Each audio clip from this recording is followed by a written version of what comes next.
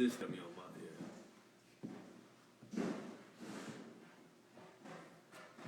Let's say I joined. Exactly.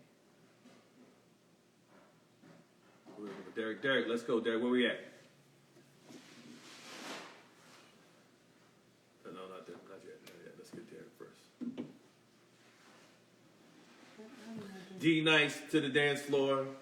That's how I felt back in the day. Like Puff used to have these parties and he would call you to the DJ booth and embarrass you in front of everybody.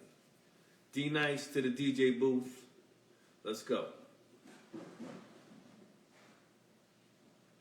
Do we say happy Black History Month? Be Right. What's up, brother?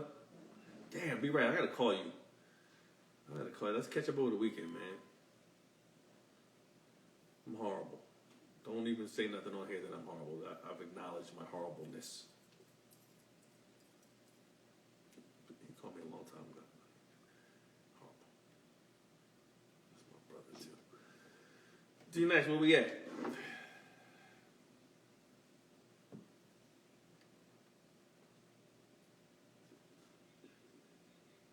Can you hear me? Why is my shit delayed over there? It's always delayed. Sorry, Spencer join. There you go. There's Derek right there. Yes, request. We have to. Well, he knows. He's the king of this whole thing. He said, "I'm in." It doesn't have you requesting though, Derek.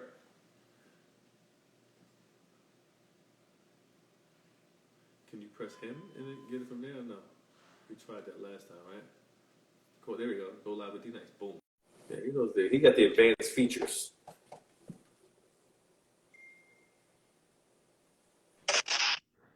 There he is. What up, brother? Sorry, I'm a few minutes late, man. I had to pour a glass of wine. I couldn't be here with you without a glass. I appreciate you. I appreciate you having a glass of wine. I had a little drink myself. And just for the record, this bottle is open because my wife, who you know, Chandra, she opened the bottle before me, which is not normal. Oh, that's not the right bottle. It's not the right bottle. Here we go. What's up, brother? And I'm good. I'm out here in Cleveland for NBA All-Star Weekend. I'm playing Yeah, that's super dope, man.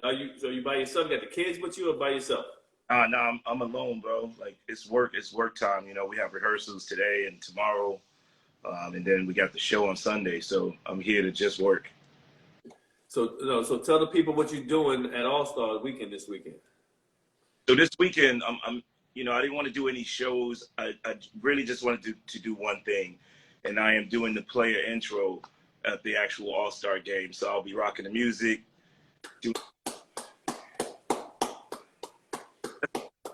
Big man. Yo, I'm clapping for us, man. Yo, congratulations. Seriously. Yeah, man. You deserve that. It's a blessing, bro. It's a blessing. What's up, Angie? I see the crew in here. Lady Lion. Oh, yeah. Bucket hat. Yeah, I got the bucket hat low. That's the vibe. That's New York vibe. New York. You know, D-Nice is so New York. I mean, still New York. So we're gonna spend. So first of all, I want to let everybody know what we're here to do. This is for Spirit of Change. Spirit of Change is a D&I initiative powered by Reservebar, positioned to empower Black, Brown, female, LGBTQ plus entrepreneurs and talent in the spirits game.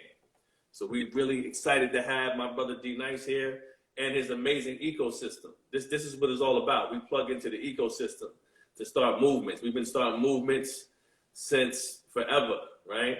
And we're going to talk about your movement as an entrepreneur and as an entertainer, and just to see what you're doing right now. And I'm sure you've had this conversation 8 million times, right? So let's try to have a different version of the conversation. Like, how does this feel?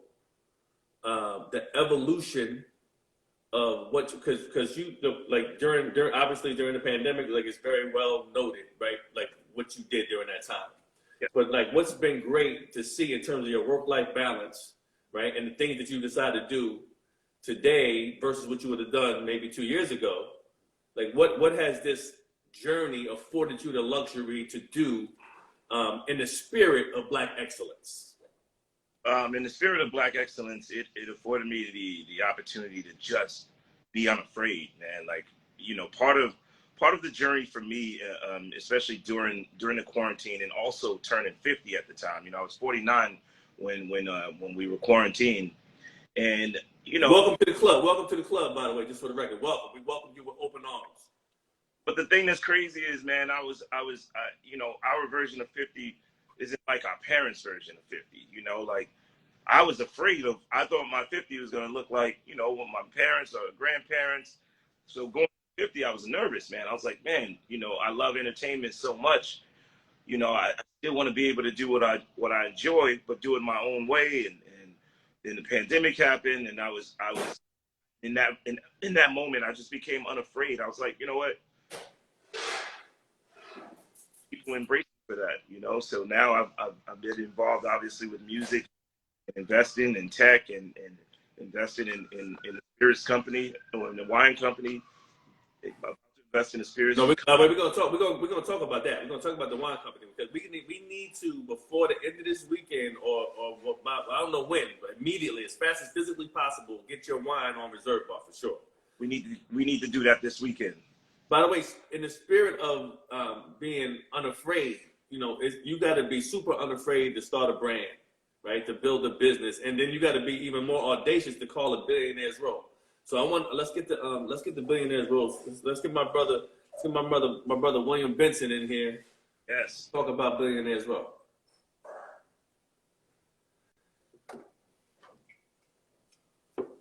Lovely. Oh, okay. What's up? Oh, my man. Yes. Okay. If you would have let me know, I could have been suited and booted too now. I mean, when they said D Nice was here, man, you know, I had to jump in get in my bag. Damn, I got you. Just for the record, if you knew, you would have got in your bag more from me. I'm more of a tux guy. I don't know. D Nice might be a tux guy now too. Tux guy. He's a tux guy. It's Billy Goats on, so I had something. It's too hot in the scarf though. I might change my glasses. One second. Yeah, I might have to see as well. Yeah, I'm gonna give me a drink too.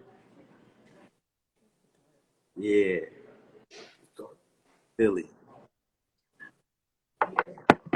So, brother, how you doing, man? Where do we find you at today? I'm good, man. I'm good. Thank you guys for having me. Thank you. Where are you? I'm in New York, man. I'm in Soho. I'm at over here by Beach Soho, next to Cipriani's, where Billionaire's Row is carried. So I'm enjoying a nice cocktail, Billionaire's Row, Black Billionaire. We received that. We received that Black Billionaire energy. So I was just talking to my brother D Nice about his journey, and he said that he had to be unapologetic, right? He had to just literally receive his space in the universe. You know, it was always there for him, and this moment in time provided the opportunity for him to seize that. So talk to me about your journey in building this brand, and being audacious enough to call it Billionaire's Row, like a black man starting a brand, black man starting a brand in this environment, calling it Billionaire's Row. Like what is that? Explain to me the thought process behind that. Well, the thought process was, you know, first and foremost, I understood my gift, which is being able to see around corners. Having the vision to call it, be brave enough to call it billionaires when there are not many of us that look like all of us on here. I think now maybe there's 8 in America. Really just taking a leap of faith, just believing that this was going to be the wave. And this was, you know, 10, 12 years ago, sitting in my apartment just vibing. You know, crazy song came up, Run This Town with Jay-Z, Rihanna, and T.I. And Jay-Z said, so my bank kid is looking like Millionaire's Row. And I was writing songs down at the time. And I was sitting with Kanye Sanford, who just finished writing Kanye West bestseller. And we're just trying to figure out what to do. And so he just designed a logo. And I was like, nah, that don't speak to everybody. And we came up with the, and I said, okay, that's universal. I said, let's go. I said, we not there, you know, because you know where we come from. I don't come from money. I come from humble beginnings, single mother, you know, but I was like, you know what? I understood when you write things down, when you say things 5 times more likely to happen. So I'm tapping my spirit on that aspect. And so I said, you know what? In order to aspire, I got to tap into their spirit. So I got involved in spirits. Oh, that's dope. That's dope. So, Derek, as someone who has been intentional around both building community and leveraging community, talk to everybody here about the power of community in your life and in your career and in your journey. I mean, my journey has always involved community. I originally came from a small group called Boogie Down Productions, and we had a decent sized following. By the way, just for the record, KRS-One was my favorite rapper my entire life. He's still top 5. He might be top 3, just for the record. So yeah, just for the record. Yeah, beast, but like it's part of that journey has because we all came together as a community. We produced these records, and I produced Self-Destruction, and I would always do things that was about community and community driven. And then you fast forward to 2020 until now. It's been this whole journey of building this map of people that support each other. There are people in here right now that have started businesses based on being inside of my IG Live, like saw the need for something, whether it was candles, whether it was T-shirts, whether it was hats, shoes, whatever, they bags, they would just start these businesses. And it's been great to see how we've all supported each other. Even with me, one of my biggest moments was, the Smith family, Will Smith and his crew sent me a T-shirt or a sweatshirt that said, D-Nice Club Quarantine. I didn't know anything about starting a merch business, but when they sent that shirt over, I was like, man, I hit them back. Like, we should do this and like donate this money to charity. And the shirt ended up being massive. And I ended up buying another design from someone and started my own merch business just based on, I would have never done that had Will and his team not sent over a sweatshirt, So a lot of what's been possible in this community has been, we've really been inspiring each other to keep going. That's dope. That's dope. So William, you said something dope. You said that you got the name from the song "Run This Town," the Bankhead looking like Billionaires Row. So the irony of that, when you said that, what hit me right away was at that time I was running one of Jay's businesses, right? And now I'm sitting here using the power of community to help make sure people know about your brand, right? So talk to the people about what's the responsibility of community? Like, what are you? Because at the end of the day, when you make a brand like this and you're audacious enough to name it what you named it, you expecting us to show up in a way that only we show up. And by the way, we show up for things that we don't own. So we got a responsibility to show up for things that we do own, right? Talk to me about your expectations from community, right? And by the way, how are you respecting that responsibility? Like, how are you giving that back? Because like right now, Derek is using what he did to help give back to all of us, right? And by the way, I'm gonna applaud you for that. Like, and you're consistent and you're intentional around that. So we appreciate you for that. Real talk, like my brother that I've known for a really, really long time and had real serious conversations with. I appreciate you for that. So talk to me, William, about your expectations from community and responsibility. That's a really good question. I have a responsibility. And nothing can be moved unless we move it. Like I watch brothers like D, like for a mad long time. Like you brothers inspire me to even dream and take that leap of faith to even create a brand called Billionaires Row. What the community was saying, hey, listen, you're spending billions of dollars over here on these brands, and I'm there. I'm seeing it. I'm in Europe. I'm seeing it. No one understands the culture. They're just culture. I like to call it profiting from our pain. So what I wanted to do was build something that I can give back to my community. Now they can hold me responsible because I look like them. So if I'm making millions of dollars, they can say, hey, William, 20%, 30% of your money, where's it going? Is it going back to AA programs? Is it going back to scholarship programs, basketball courts? Is it going back into social sustainability? What type of, how are we being held accountable, being in the spirit space, making all of this money? So now that we have someone that doesn't dribble a ball, that doesn't run a football, right? Because we see the narrative from time to time, but what does it do to young brothers like me want to be in this space, that we see rappers and ball players only getting an opportunity to build their own brands? So what I wanted to do is be disruptive and create my own brand. And I want to crack that narrative where a product could be here at Biche, one of the best Italian restaurants in the world, or in Fontainebleau, or in Nobu, one of the best. Yo, Biche is my favorite restaurant in the world, by the way. The one in Milan. Milan, That's my shit. and I'm sitting in Biche right now. The one in New York ain't the same though. It ain't the same. That Milan is different. Yeah. So so look, we here. My wife is on the side looking at me like, yeah, that Milan is different.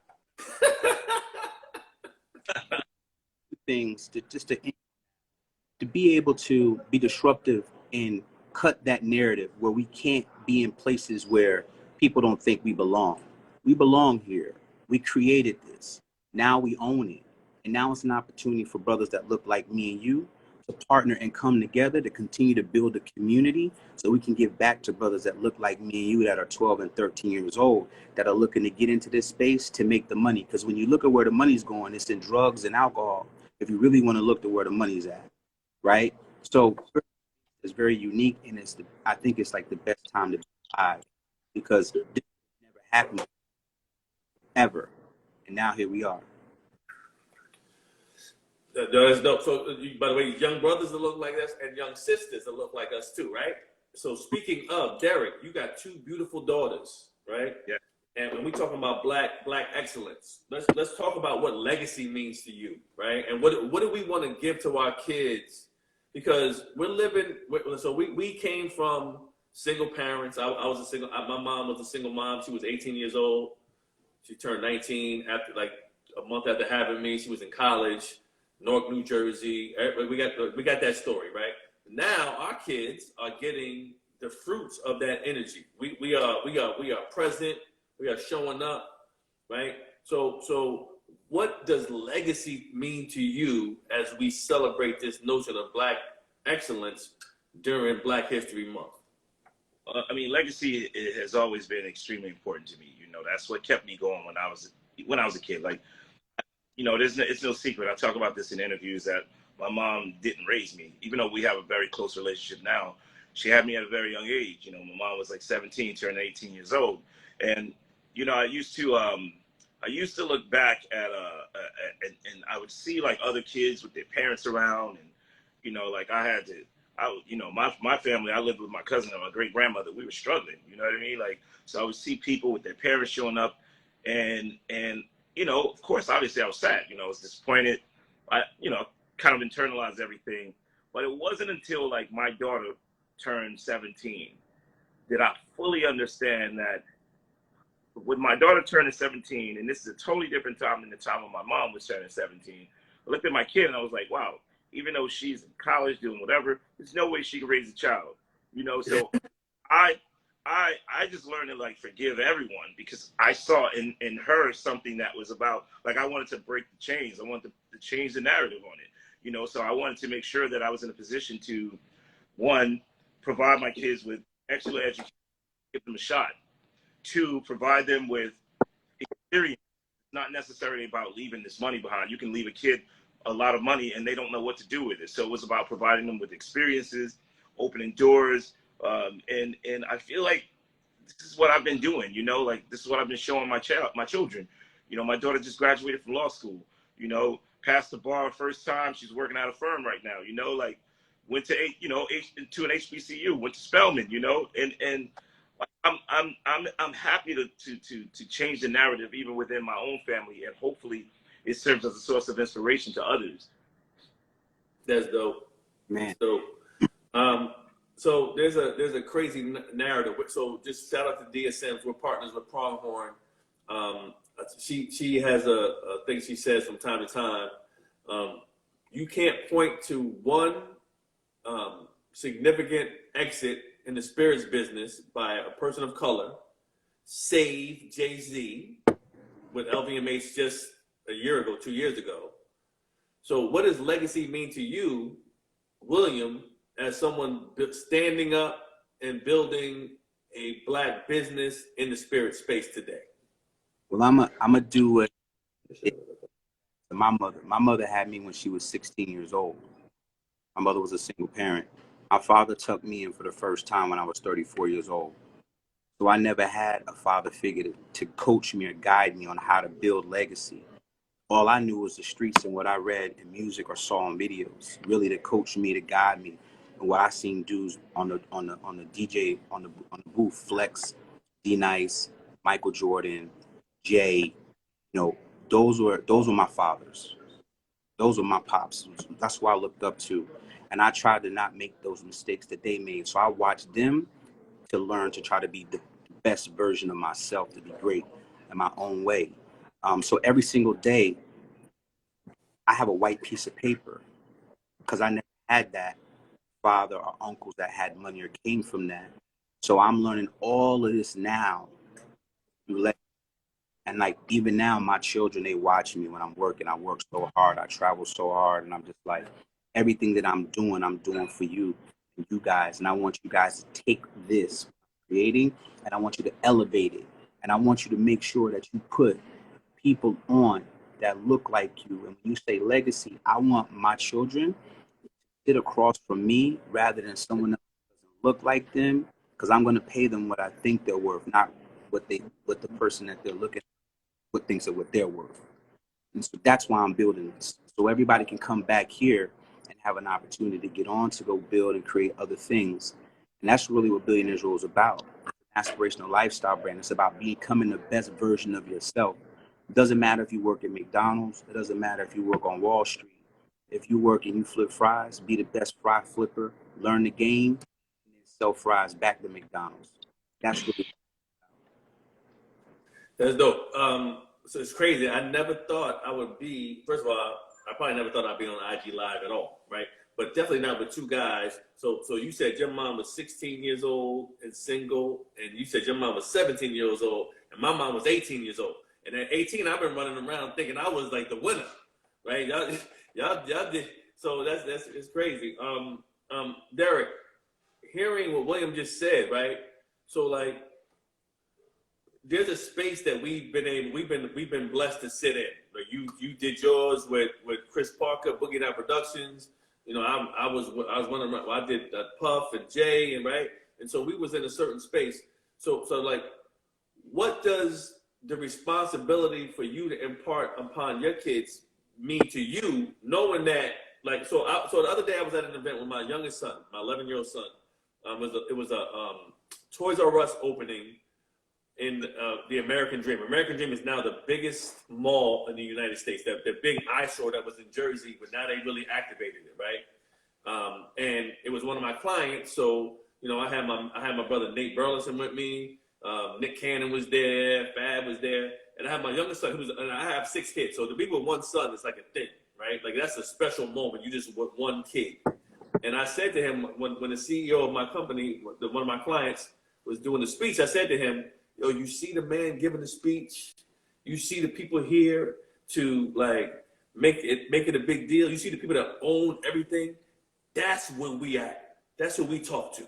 Like, and I want you to expect that for everything you do with the rest of your life. I want you to show up expecting that thing right there. So like, what are you feeling like you need to impart upon your children based on the unique place you sit in culture? Man, well, there are a couple of things. You know I'm a real dad. You know I think about shit like this. No. That's a real question, though. That's an important question, and there are two, in my opinion, there are two ways to handle it, right? The reason why my situation in the recent times have been like super high profile and things were happening was because I was kind to that person that used to work in the mailroom back in the day. And now, with no expectation other than friendship, that person is now the CEO. He worked his way up. So, like, I like telling that story too. You know, like the story of like, yo, hard work truly pays off. Hard work and being kind to people pays off, you know. And then, but once you reach a certain level, like, yes, you should be in a position to be able to have these conversations with CEOs and EVPs. Hell, you know, have a conversation with the President of the United States of America. Like, that's the vibe I'm on. I feel like that we should be able to talk to everyone. That's my goal, and I want my kids to see that and to be unafraid to start their businesses. You know, some people may not want to start a business, but for me, I've never worked for anyone a day in my life, bro. I've never had a job, you know, a true, like, you know, a job in the traditional sense.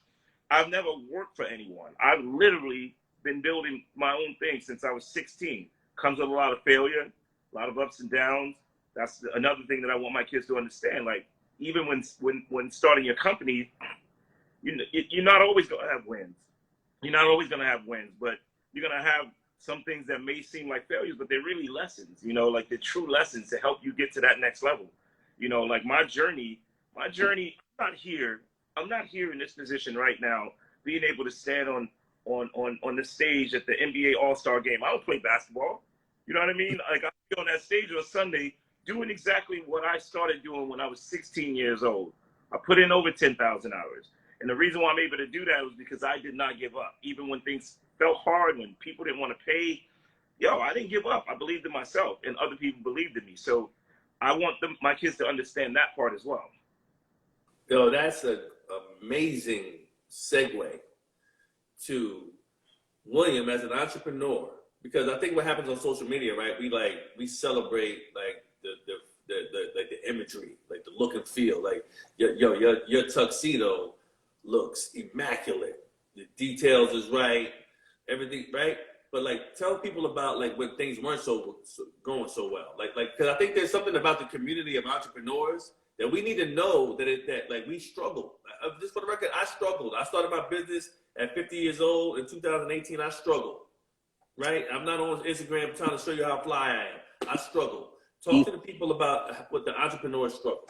D Knight said it the best, man. You got to be willing to lose people around you. I mean, being an entrepreneur, man, is like, man, it's the hardest thing in the world because, you know, and look, there's nights that there's nights that I slept on my man's floor, my man's couch.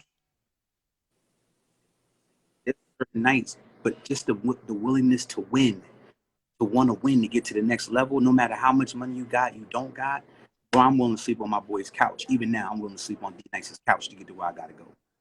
And see, the difference between someone wanting to be an entrepreneur is knowing that, and I tell young people all the time, learn to fail.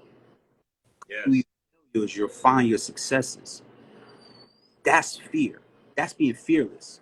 And I also say, like, look, fear and God do not occupy the same space. Where there's fear, God is not present. You have to be fearless in this game because we got stripes and marks against us coming in the door. You understand what I'm saying? Just so for me, it's like the hard work, man, the losing close friends, laughing at you, thinking that you're not going to be successful, not believing in you, the gossip, the haters, the naysayers. All of that comes with it. All of that comes with it.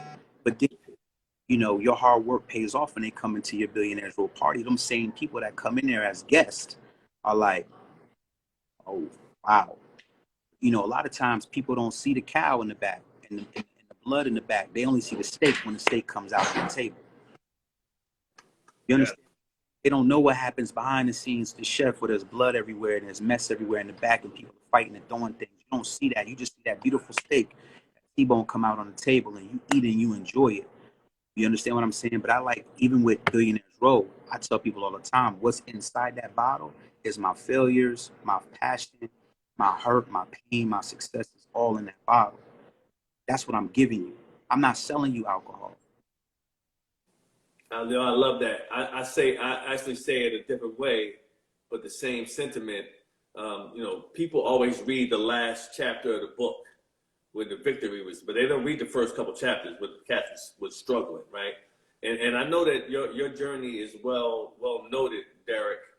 But like, tell people a little something about how the failures were really focused on like how you show up for the victory, because there's something about having like been unsuccessful doing things, right? When things wasn't working, there's a work ethic that it takes to get back up that informs those high moments. Let's talk to them, like give them that balance.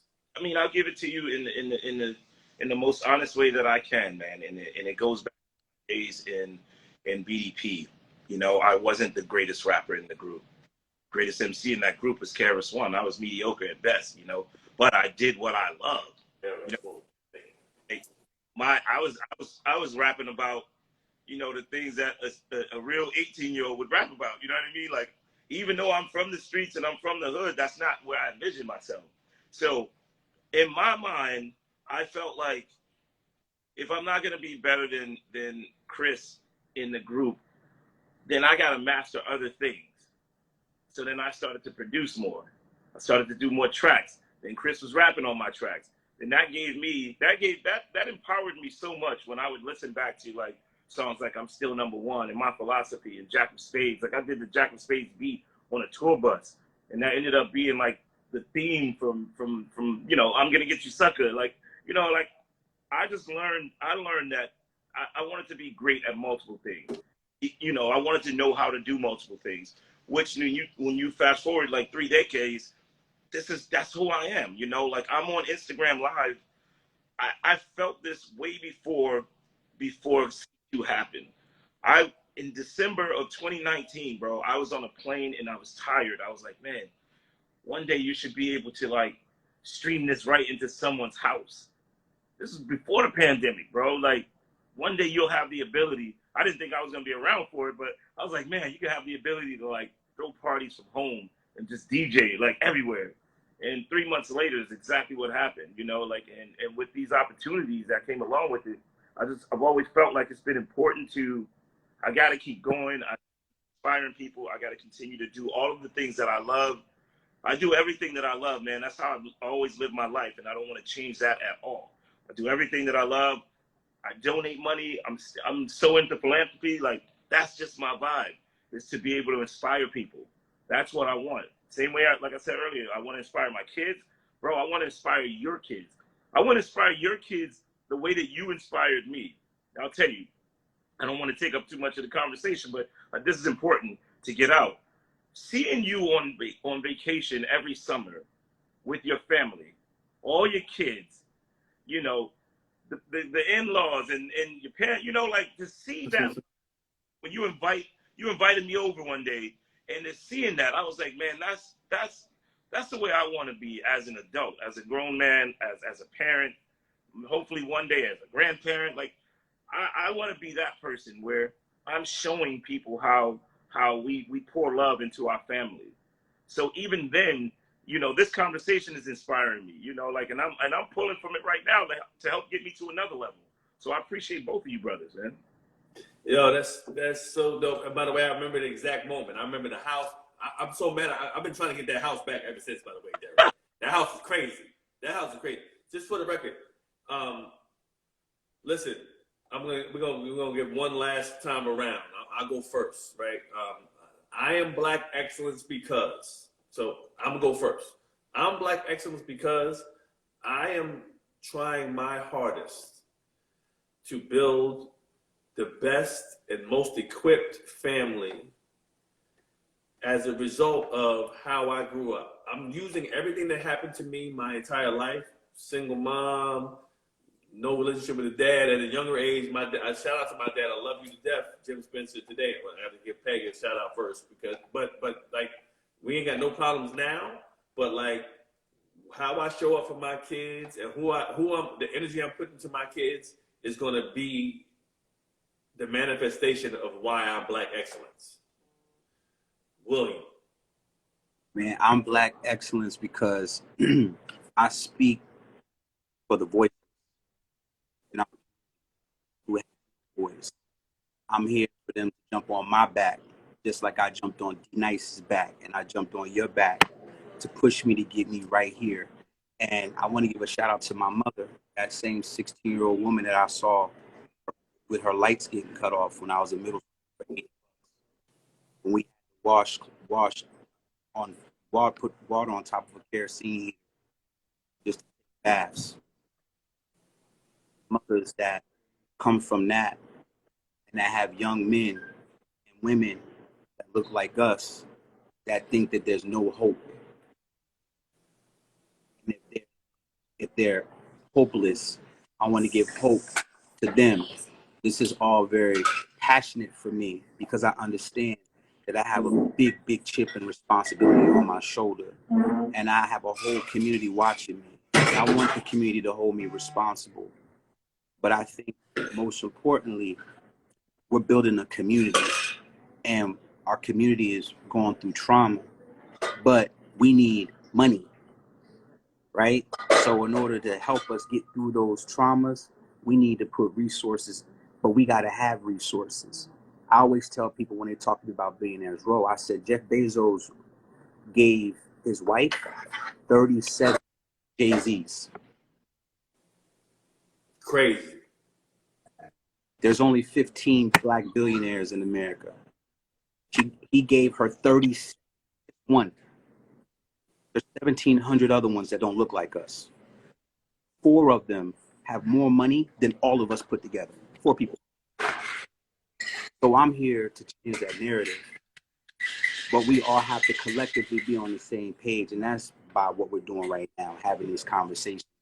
And I respect both of y'all for this conversation because this hopefully sparks the mind of one person to do what I'm preaching about right now. Absolutely, man. That's actually awesome. Take us home, Derek. Take us home. Follow that up, man. I feel like I'm Black excellence because I represent longevity. I represent longevity to our community. I've been around, obviously for 35 years in the music business and I don't even want to just say music, entertainment in general. And I represent the people who felt like they couldn't, that people just didn't believe could do it, but you believed in yourself. And I say this all the time, man, like my whole life is to be an inspiration to other people. I'll be 52 this year. It's only but so much money I personally need, man. It's like what I want my legacy to be is to be that person who, when he had the opportunity to do something great for people, he did it. That's who I am, man. I just want to do great things for people, even in terms of like my businesses, everything. I got my first tour. We've been working on this for a while, and I'm pulling in partners that understand that this is not like a tour where we're just going to take from people. Every city I go into, I need to donate part of that what I make in that city back to some organization that's going to do good for people in the city and in urban communities in particular. Like that's my mission, is to have fun, but do it with a purpose. Do it with a purpose, give back, and I'm going to continue working on my legacy, man. And that's what's going to make me Black excellence all day. Yo, first of all, thank you for sharing the space. Sharing the space is not lost on me. Like we've all had been privileged to share space with some pretty amazing people in our lifetimes, and we should not take that lightly. I want to thank Reservebar. I want to shout out Spirit of Change. I want to thank Chelsea Carter, my work daughter. I have a real daughter right here, so y'all probably gonna have a fist fight because she's one daughter out of 5 sons, so she ain't really messing with that. Who else we got? We got my investors. We got Sean Puffy Combs, my brother, Rich Kleiman, Kevin Durant, Mary J. Blige, Jonathan McBride, Emmett Dennis, my brother, our brother, Derek, and then my advisory board, Ashana, all those same people, Dia Sims, who else? I don't know if I'm like, Elena from Cone Spirits. Listen, I'm proud of all of us. Let's keep this going, and let's have one more drink to Black excellence. Look, I got this. Do it. I'm gonna go to bed at like 8:30, messing with y'all, just for the record. William, man, congrats, bro. Congrats, Yep. man. We're gonna put all the information about how to get the brand on reservebar.com, Spirit of Change, Billionaires Row, D Nice. Up anytime, man. We can share. We can exchange knowledge. We can exchange notes. Can't wait. Yo, we Can't should wait. Love y'all. we should do it once a month. Have these Absolutely. Let's do it. Yeah, once a month. Let's do it. once a month. 30-minute conversation. Get on, inspire people. Absolutely. Appreciate y'all. Cheers. All right.